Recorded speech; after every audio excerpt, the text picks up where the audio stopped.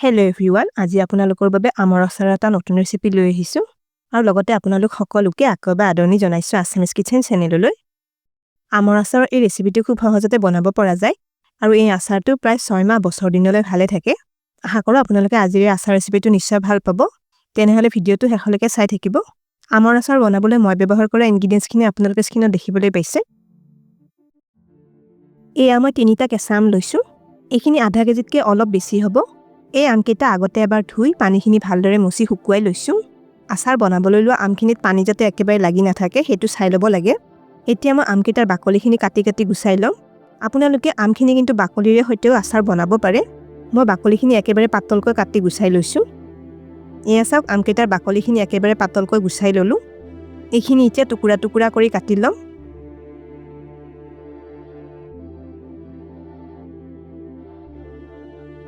আমটোৰ ভিতৰৰ এই গুটিৰ অংশখিনি প্ৰথমে এইদৰে এৰুৱাই লওঁ। আমৰ আচাৰত কিন্তু গুটিখিনি ব্যৱহাৰ কৰিব নালাগে।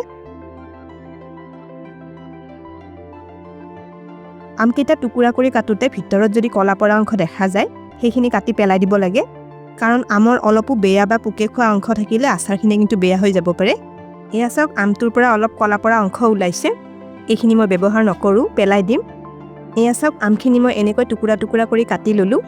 এইখিনি কিন্তু বেছি ডাঙৰ টুকুৰা কৰি ৰাখা নাই। এতিয়া ইয়াতে অলপ হালধি নিমখ দি লম। এয়া হালধি এচামুচ দিছো আৰু এয়া নিমখ এচামুচ দিলো। এইখিনি ভালদৰে এবাৰ সানি লম। এইদৰে হালধি নিমখ সানি আমখিনি এৰাতিৰ বাবে থৈ দিম। তেতিয়া আমৰ টুকুৰাখিনি ভালদৰে কোমল হৈ পৰিব। আমখিনি হালধি নিমখত সানি থবলৈ সদায় গ্লাছৰ বাচন এটা ব্যৱহাৰ কৰিব লাগে। এতিয়া এইখিনি ঢাকনি এখন লগাই থৈ দিছো। এয়া পিছদিনা ৰাতিপুৱা আমখিনিৰ পৰা ঢাকনিখন আঁতৰাই লৈছো। চাওকচোন এইখিনি এৰাতি নিমখ সানি থোৱাৰ বাবে আমখিনিৰ পৰা কিমান পানী ওলাই আহিছে। এই পানীখিনি কিন্তু মই ব্যৱহাৰ নকৰো, এইখিনি পেলাই দিম। আমখিনিও আগতকৈ বহুত কোমল হৈ পৰিছে। এইখিনি এতিয়া এবাৰ শুকাবলৈ দিম। আমৰ টুকুৰাখিনি এয়া মই কটনৰ শুকান কাপোৰ এখনৰ ওপৰত থালত বহলাই দি লৈছো। এইখিনি এতিয়া ৰ'দত 2 ঘণ্টামান পানীখিনি শুকাবলৈ থৈ দিম। কিন্তু কেতিয়াবা যদি ৰ'দ নাথাকে তেতিয়া আপোনালোকে আমখিনি ফেনৰ তলতো বহলাই মেলি দি থব পাৰে। মই কেতিয়াবা ৰ'দ নাথাকিলে ফেনৰ তলতো আমখিনি শুকাবলৈ থৈ দিওঁ। এয়া 2 ঘণ্টামান পিছত ৰ'দৰ পৰা আমখিনি লৈ আহিছো। এইখিনি চাওক পানীখিনি ধুনীয়াকৈ শুকাই গৈছে। আমখিনি কিন্তু খুব বেছি টান হৈ যোৱালৈ শুকাই পেলাব নালাগে। এতিয়া আচাৰৰ বাবে মছলাখিনি বনাই লম। পেন এখনত এয়া 2 চামুচ ধনিয়া গুটি দিলো। এয়া দিছো 1 চামুচ জিৰা গুটি। সব গুটি 1.5 চামুচ দিছো। এয়া দিলো আধা চামুচ মেথি গুটি। এয়া আধা চামুচ আজৱাইন দিছো। এয়া 2টা শুকান জলকীয়া দিলো। এইখিনি এতিয়া হেমেকা ভাৱটো নোহোৱা হোৱালৈ 1 মিনিটমান কম জুইত লৰাই ভাজি লম। ইয়াতে আপোনালোকে আচাৰখিনিত জ্বলা বেছি খাবলৈ ভাল পালে শুকান জলকীয়া অলপ বেছি পৰিমাণত দি ল'ব পাৰে। এইখিনিতে এটা ৰিকুৱেষ্ট কৰিলোঁ, ভিডিঅ'টো চাই ভাল পালে লাইক আৰু শ্বেয়াৰ কৰি দিব। আপোনালোকৰ যিসকলে আমাৰ চেনেলটো এতিয়ালৈকে ছাবস্ক্ৰাইব কৰা নাই তেওঁলোকক আমাৰ চেনেলটো ছাবস্ক্ৰাইব কৰিবলৈ ৰিকুৱেষ্ট কৰিলোঁ আৰু কাষতে থকা বেল আইকনটো টিপি নটিফিকেশ্যন অল কৰি দিব। এইখিনি আমাৰ ভাজা হৈ গৈছে। এতিয়া এয়া 2 চামুচ বগা সৰিয়হ গুটি মছলাখিনি দি ললো। এইখিনি একেলগে এবাৰ মাত্ৰ লৰাই লম আৰু বেছিকৈ ভাজি নাথাকো। সৰিয়হ এনেও বেছিকৈ ভাজিলে খাবলৈ ভাল নালাগে। এইখিনি হৈ গৈছে। গেছটো অফ কৰি দিছো। মছলাখিনি এতিয়া অলপ ঠাণ্ডা হ'লে গুড়ি কৰি লম। এয়া চাওক মছলাখিনি মই একেলগে গুড়ি কৰি ললো। এই মছলাখিনি মই আচাৰত দিম বাবে এইদৰে অলপ কম মিহিকৈ গুড়ি কৰি লৈছো। এতিয়া এইখিনি থৈ দিম। এইফালে কেৰাহী এটাত আধা কাপ মিঠাতেল দি লৈছো। তেলখিনি কেঁচা গোন্ধটো নোহোৱা হোৱালৈ এবাৰ গৰম কৰি লওঁ। এয়া মিঠাতেলখিনি আমাৰ গৰম হৈ আহিছে। গেছটো অফ কৰি এইখিনি অলপ কুহুমীয়া হ'বলৈ থৈ দিম। তেলখিনি কুহুমীয়া হোৱাৰ পিছত এয়া ডাঙৰ বাচন এটাত লৈ লৈছো। এতিয়া ইয়াতে 1 চামুচ কাশ্মীৰী জলকীয়াৰ গুড়ি দি লৈছো। এয়া হালধি আধা চামুচ দি ললো। এইখিনি এতিয়া এবাৰ তেলখিনিত মিলাই লম। কাশ্মীৰী জলকীয়া গুড়ি অলপ দিলে আচাৰখিনিৰ ৰংটো ধুনীয়া হয়।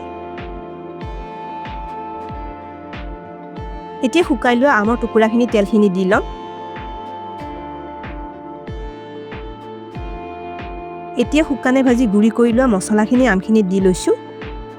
এয়া 1 চামুচ কলা নিমখ দি ললো। ইয়াতে আপোনালোকে কলা নিমখৰ সলনি বগা নিমখটো দিবও পাৰে। আৰু এয়া দিছো 3 চামুচ ভিনেগাৰ। এতিয়া গোটেইখিনি ভালদৰে এবাৰ মিলাই লম। এই আমখিনি যিহেতু আগতে এবাৰ নিমখ সানি থোৱা হয় সেইবাবে পিছত দিয়া নিমখৰ পৰিমাণটো নিজৰ সোৱাদ অনুসাৰে দি ল'ব লাগে। আৰু ভিনেগাৰ অলপ দি থলে আচাৰখিনি প্ৰায় এবছৰ মানলৈ ভালে থাকে। এতিয়া শেষত আচাৰখিনিত এয়া আধা চামুচ কালজিৰা দি ললো। এইখিনি আপোনালোকে আগতেও দি ল'ব পাৰে। এতিয়া এইখিনি এবাৰ ভালদৰে মিলাই লওঁ।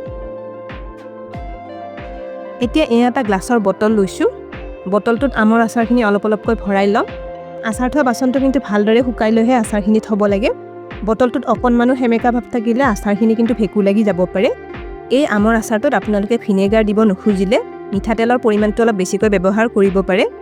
মিঠাতেলত ডুব যোৱাকৈ আচাৰখিনি থৈ দিলে বহু দিনলৈ আচাৰখিনি ভালে থাকিব।